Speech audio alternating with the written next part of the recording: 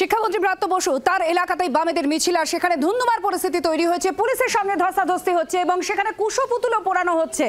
শিক্ষামন্ত্রী পদত্যাগের দাবিতেই বামেদের এই মিছিল। শিক্ষামন্ত্রীর বাড়ির কাছে তুলকালাম পরিস্থিতি।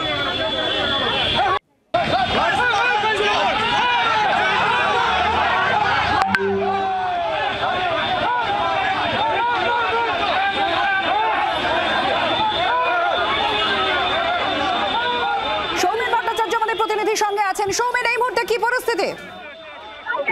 তোমাকে প্রথমে জানিয়ে রাখি, আজ শিক্ষামন্ত্রী পদত্যাগের দাবিতে তারা কিন্তু বাম সংগঠনে তারা কিন্তু পথে নামেন এবং যেমনটা দেখা গেল লেকটাউন ঘড়ির মোড় থেকে তারা শিক্ষামন্ত্রীর বাড়ির উদ্দেশ্যে কিন্তু রওনা দিয়েছিল। মিছিল করে যখন কালিন্দী যখন শিক্ষামন্ত্রীর বাড়ির দিকে কুশপুতুল নিয়ে যান, সেই সময় বিধাননগর পুলিশ কমিশনারের পক্ষ থেকে তারা কিন্তু তাদেরকে মিছিল আটকে নেওয়া হয় এবং কোনোভাবেই তাদের ভেতরে যেতে দেওয়া হচ্ছিল না। এবং সেই সময় কিন্তু পুলিশের সাথে ধস্তাধস্তি রীতিমতো হাতাহাতি পর্যায়ে পৌঁছে যায় এবং যেমনটা দেখা গেল যে তারা কিন্তু কুশপুতুলিকার ঢেলে কিন্তু রীতিমতো পুলিশের দিকে কিন্তু সেই আগুন ছুড়ে দেওয়া হয়।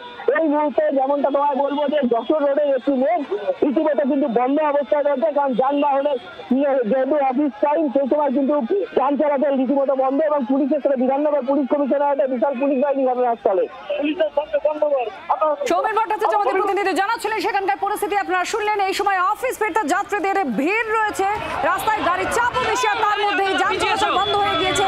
এই ঘটনায় পুলিশের উচ্চপদস্থ কর্তারা তারাও এই মুহূর্তে রয়েছেন এই কারেন্টিতে।